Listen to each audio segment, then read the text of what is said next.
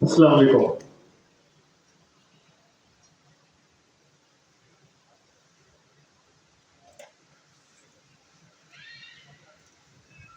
I think we had a paperweight here. Paperweight.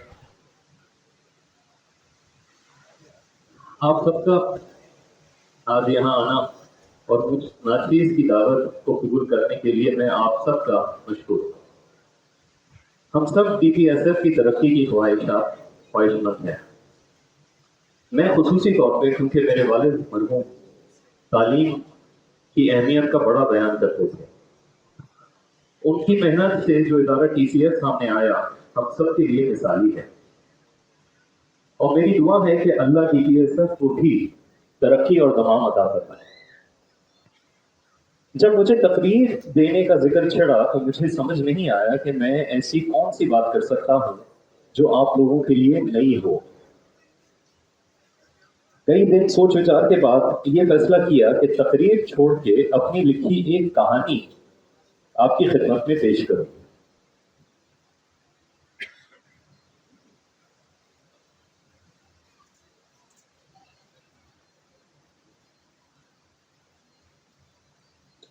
اور آپ کو اپنے ساتھ ایک نئی دنیا کا سفر کراؤں. کہانی شروع کرنے سے پہلے تھوڑی تمیز باندھنی ضروری ہے. ممکن ہے کہ آپ کو یہ کہانی کچھ سنی سنائی لگے. شاید آپ یہ گمان کریں کہ یہ گفتگو سیاسی ہے اور اس کے دبے لفظوں میں آج کل کے حالات پہ طنز کیا گیا ہو. آخر اس کہانی میں جنگل کی بات ہوگی اور جنگل کے قانون کا بھی تذکرہ ہوگا. کچھ ایسی بھی بات ہوگی کہ کہیں ٹکراؤ ہو رہا ہے اور کہیں کوئی قید. تذکرہ ٹارزن کی اولاد کا بھی ہوگا اور اپنے باپ کی طرح جنگلوں میں تنہا تنہا رہنے والا ٹارزن کی اولاد. آپ شاید ہی سمجھیں کہ ٹارزن کی اولاد سے مراد پاکستان کی عوام ہے. بالآخر یہ چاہتے ہوئے بھی کہ آپ کہانی کو سیاسی رنگ نہ دیں مجھے آپ کے گمان پر کوئی قابو نہیں. تو سماعت فرمائیے ٹارزن کے اولاد کی کہانی اسی کی زبان. ٹارزن کی اولاد مصنف مونس عبداللہ. ہم ٹارزن کی اولاد جب بھی پیڑوں کی سیر کو نکلتے ہیں تو اس بات پر غور کرنے پہ مجبور ہو جاتے ہیں کہ بالآخر یہ دھوپ اور چھاؤں کا روزمرہ کا مشغلہ کیا ہے. سورج درخت کی گھنی چھاؤں سے چھپا چھپائی کھیل کر چھیڑتے رہتا ہے جیسے کہ ان کی پشتوں کی لڑائی ہو. ہمیں اس بات کی کبھی سمجھ نہیں آئی یعنی ایک دوسرے کو جھیل بھی نہیں سکتے اور اکیلے چھوڑ بھی نہیں دیتے. یعنی یوں درخت نے انگڑائی لی اور سورج صاحب چیرتے ہوئے ہمارے چہرے تک آ پہنچے اور گال کو لال ٹماٹر کر چھوڑا. جب درخت نے یہ دیکھا تو ہم سے وعدہ کیا جاتا ہے کہ اگر ہم نے اس کو ایک بار پھر موقع دیا تو وہ اپنے پتوں کی چادر پھیلا کر ہمیں اپنی چھاؤں میں ڈھانپ لے گا. مگر آج کل تو سردہ ہے. کون سے پتے کون سی چھاؤں. چلیے فلسفہ چھوڑ کے اصل واقعے کی طرف آتے ہیں. تو ایک روز جنگل میں بڑا تماشا ہوا. بدھل فرماتے ہیں کہ یہ وہ تکرار 21.5 گھنٹے جاری رہی جبکہ ہمیں تو ایسا لگتا ہے کہ ہم نے ایک رات میں ساری عمر گزار لی. یعنی چند گھنٹوں میں ہم بچپنا چھوڑ کر بوڑھے ہی ہو گئے. ہوا کچھ ایسے کہ گزشتہ روز ہمارے ہاں کالی گھٹا کا آنا ہوا. جناب کیا بتائیں کل کیا ماحول تھا, کیا کڑاکے دار ماحول تھا. بس وہ طوفان سب پر ہی برس پڑا. درختوں کی ایک ایک شاخ بارش کے پانی میں ڈوب ڈبا کر زمین تک جھک پہنچی کہ شاید جان کی بخشش ہو جائے. اور سورج پورے دن نظر ہی نہیں آیا. یعنی طوفان کے آگے پیچھے ایسے اجھل ہو گیا جیسے دھواں. धूप और छांव इस माहौल में दोनों ही गुम थे। काली घटा की नाराजगी और जलाल के आगे ना धूप का नाम ना छांव का निशान। क्या दिन था कल, क्या रात थी। हम भी घर यानी अपने गार में कैद सारा दिन चील चिंगाड़ सुनते रहे। यहाँ तक कि जंगल में मुकीम तमाम खलकत ने सारी रात सहमकर अपने अपने दिलों में भूख और बेहोशी की हालत में काटी। अगली सुबह उठे तो मौसम कुछ बदला बदला मालूम हुआ। गार से बाहर निकलकर देखते हैं तो तूफान टलने के बावजूद जंगल सहमा सहमा। सूरज नजर तो आ रहा है मगर उसका मिजाज खिलाफ मामूल धीमा धीमा। मजीद जायजा लेने हम अंगड़ाइयों में झूमते हुए जंगल में गश्त को निकले। आगे जो मंजर नजर आता है उसे कैसे बयान करें। पहले तो मंजर आगे नहीं बल्कि हमारे नीचे है, नहीं हमारे ऊपर है, नहीं हमारे चारों गिर्द हमें घेरे हुआ है, यानी दोनों एक ही नजर आ रहे हैं। भाइयों और बहनों, इस बार कुछ कमाल ही हो गया। काली घटा ने सब कुछ हिला डाला। टिप टिप करके आसमान के आंसू ऐसी तरह जंगल के फर्श पे जमा होके कि यानी तालाब की सूरत इख्तियार कर ली। इतने में हमारे दोस्त मोमिन बंदर पीछे करते हमारे बराबर आ खड़े हुए। कहने लगे, ये तालाब भी क्या चीज है भाई कि दुनिया की हर शय को मरोड़ के अपने अंदर उसकी झलक दिखलाती है। तो उस दिन दरख्त की ऊंची शाख पे खड़े हम अपने तले दरख्तों के तनों के तसलसल को देखकर फिदा हो गए। यहाँ तक कि नीचे दूर कांटों के पीछे एक और आसमान नजर आने लगा। मोमिन हमारा हाथ पकड़ते हैं और शाख हम नीचे उतरने लगते हैं। हम ये देखते हैं कि जेब तले दो बंदर हमारी तरफ उछलते कूदते शाखों पे चढ़ते हुए आ रहे हैं। आखिर हम चारों एक ही जगह आकर ठहर गए, मगर अब हमें थोड़ा खौफ सा महसूस होने लगा, क्योंकि हम तीन के अलावा जो चौथे बंदर थे उनकी हालत तबाहकुन दर्जे की बिगड़ी हुई थी। छोटी नाक बड़ी आंखें लेकर बेचारे किसी से लड़ाई में हार कर आए थे, क्योंकि जीतने वाले ने इन बेचारे के चेहरे के सारे बाल ही नोच डाले। हमें उनकी हालत देखकर शक हुआ कि मजनून कहीं हम पर हमला ही ना करते। हालत से आशना हम करीबी टहनी से एक नोकीला हिस्सा तोड़कर अपनी दफा की तैयारी पकड़ी। जब सर उठाया तो देखा तो मुखालिफ भी हथियार पकड़े तैयार खड़ा है। बदतमीज हमारी नकल उतारने लगा, गोया ललकार रहा हो कि हम हमला करके तो दिखाएं। लो, हम लपके और वो भी लपके, और जब हम मिले तो एकदम पूरी दुनिया हिल गई। बर्फीले पानी ने हमें नाव तक डुबो दिया।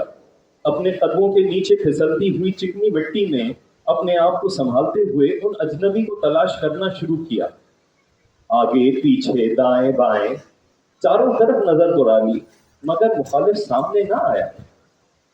इससे पहले कि हम पानी में होता लगाते, मोमिन की आवाज सुनाई दी। आवाज क्या, शोरोगुल।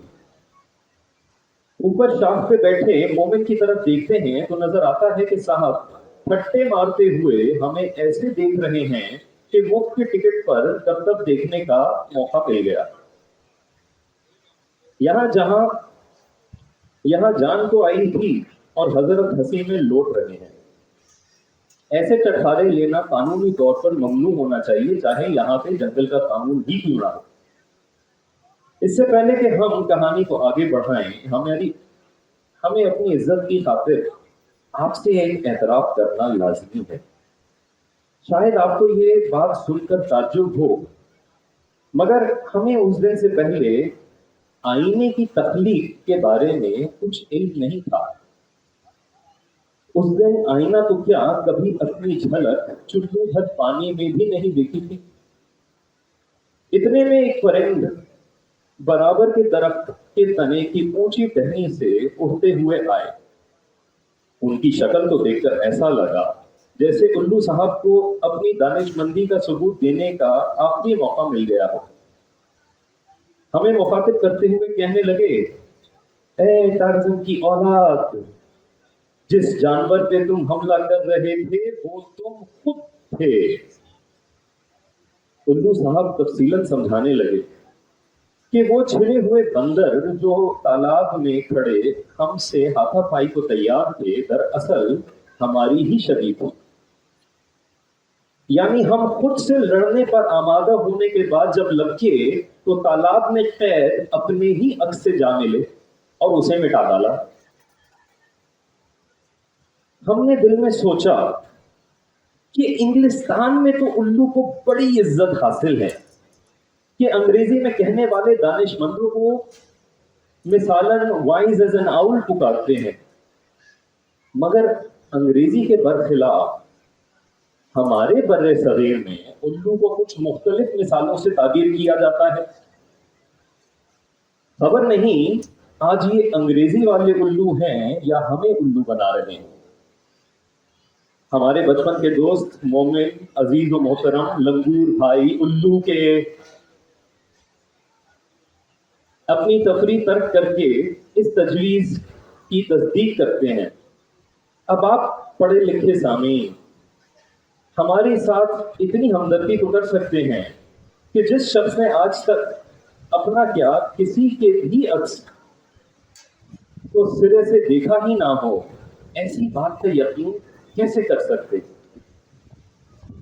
کچھ دیر بعد پانی کی حرکت میں کمی آنی شروع ہوئی تو دیکھتے ہیں کہ اوپر آسمان اور درختوں کے عکس اب آب کی لہروں پہ نشے کی حالت میں جھوم رہے ہیں۔ کچھ دیر کے بعد تالاب میں اوپر شاخوں پر تشریف دونوں الوؤں کی تصویر بھی نظر آئی۔ یا شاید اس دن ہم خود ہی الو تھے۔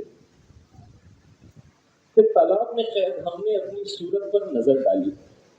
ذہن میں ایک ہی سوال آیا، کیا ہم واقعی میں اتنی عجیب و غریب چیز ہیں؟ اپنی یہ تصویر دیکھ کر ہمیں شرم اور تجسس نے گھیر لیا، مگر ٹہنی پہ بیٹھے ہمارے نئے دوست الو کی بات پوری نہیں ہوئی تھی، یا شاید انہوں نے ہماری تشویش جانچ لی۔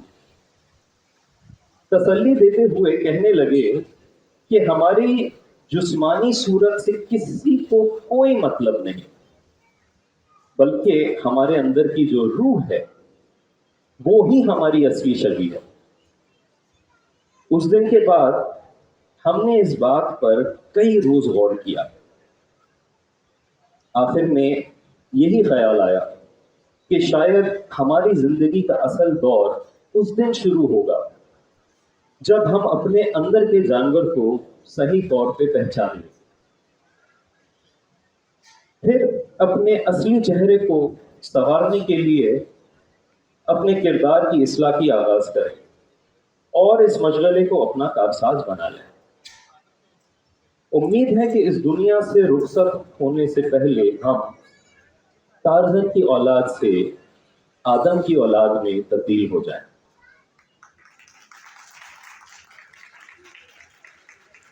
شکریہ۔ مضمون کے اختتام میں مختصراً آخری بات کہنا چاہوں گا۔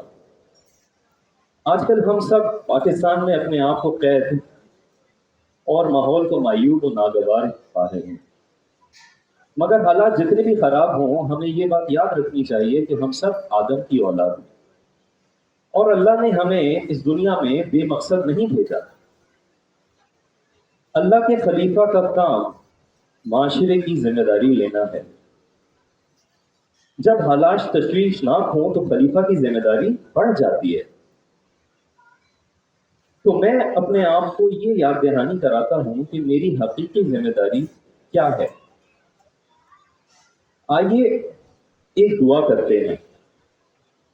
یا اللہ، ہم سب کو اس نیک کام کے لیے پسند کر لیں جس کے لیے آپ نے انسان کو پیدا کیا، اور ہمارے لیے اس زندگی کی دشواریاں سہنے کی صلاحیت مکمل کر دیں، اس طرح کہ ہم آپ کے بھیجے ہوئے امتحانات میں ایسی آسانی سے سرخرو ہوں کہ ہمیں کسی مشکل کا احساس بھی نہ ہو۔ یا اللہ ہماری قوم پر اپنا نظر کرم کر اور ہم پہ رحم فرما، ہماری کوتاہیوں سے ہمیں درگزر فرما، اور ہم سب کو قیامت کے دن اعمال نامہ سامنے سے سیدھے ہاتھ میں دلوا۔ آخر میں آپ سے ایک درخواست کرنا چاہوں گا کہ میرے والد مرحوم کو اپنی دعاؤں میں شامل رکھیں۔ اللہ ان کی کامل مغفرت فرمائے اور آخرت میں عزت و وقار عطا فرمائے، اور ان کی اولاد اور نسل کو نیک انسان بنا دے، آمین۔ آپ سب کی محبت اور تشریف آوری کا شکریہ کرتے ہوئے اب آپ سے اجازت چاہوں گا۔ السلام علیکم۔